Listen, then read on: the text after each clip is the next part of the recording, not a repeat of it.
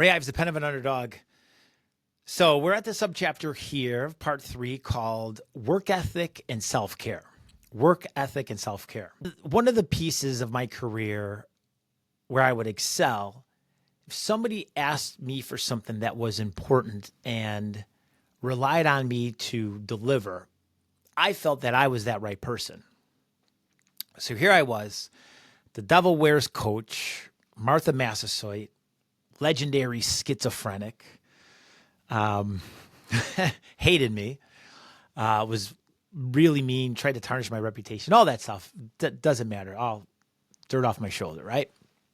So she handed me an impossible task.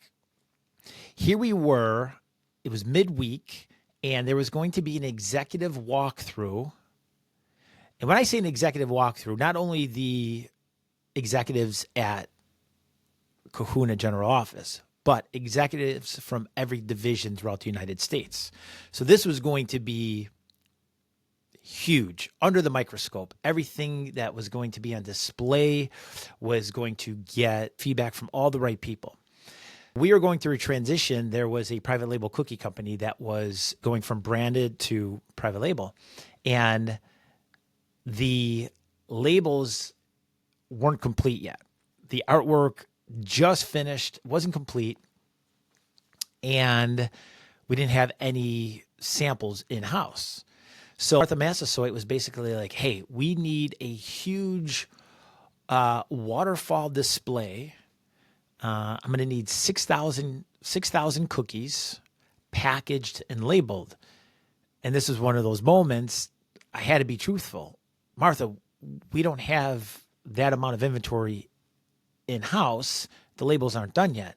And she'd get it done. I was like, okay, this is how we're going to get it done. I'll call the manufacturer. We'll get a small batch of labels. We're going to have to pay extra. I have extra clamshells. The packaging, I could go to a local store, pick up the packaging, and then I'll figure out getting the samples.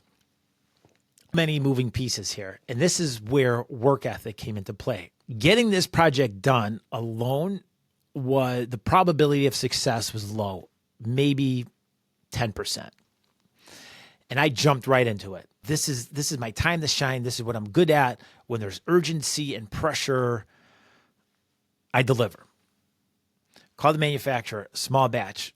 Got all the complaints. Oh, we can't pay that much for labels because the artwork just got improved, and I had to work through all the rebuttals and compromise and negotiate. We had to get everything set by that early the following week. So labels were rushed. They were arriving on Monday. And then I started asking about samples. Oh, no, we can't ship that. If we FedEx 6,000 cookies, it's going to be too expensive. We have to do it on dry ice. We can't do it. It can't be done. So I was like, okay, they're at the warehouse. The warehouse is in Shelbyville, Indiana. From Cincinnati, Ohio to Shelbyville, Indiana.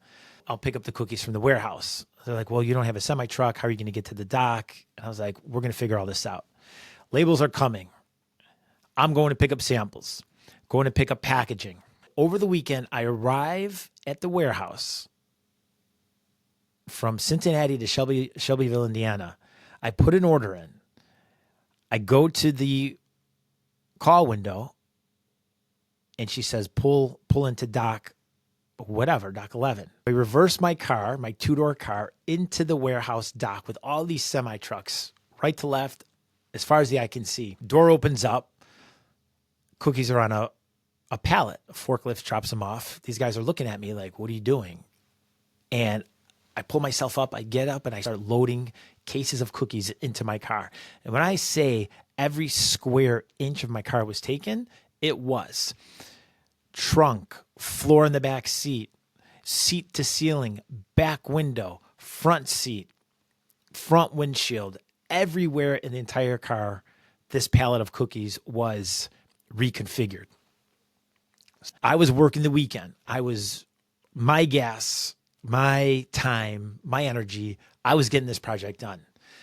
Now, picking up the packaging, have the cookies, waiting to get the labels. The labels are supposed to be there Monday.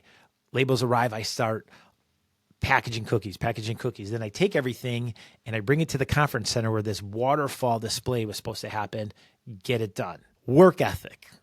work ethic, when it comes time, has to be done flawlessly. It has to get done. And I knew that effort was going to pay dividends. And then I also realized, there has to be self-care. Walking through the lobby one day, there was somebody who worked in a different department. He was a category manager for parts of the business that I didn't manage. And I remember he had a racket for racquetball in his book bag. And I was like, oh wow. Like I remember like in Minnesota, like playing like push-up racquetball and, having a lot of fun. And so he was going over to the local YMCA, like, okay, self-care, like it's good to work out. I'm going to ask Manfredi for another request to pay for my membership because there's some people and clients going over there. I could build relationships. So he approved that. I had 2 gym memberships. I had one that was, over on the Kentucky side, and then the YMCA. We play racquetball, we play basketball, and it demonstrated the balance from the corporate work ethic and then the self-care part.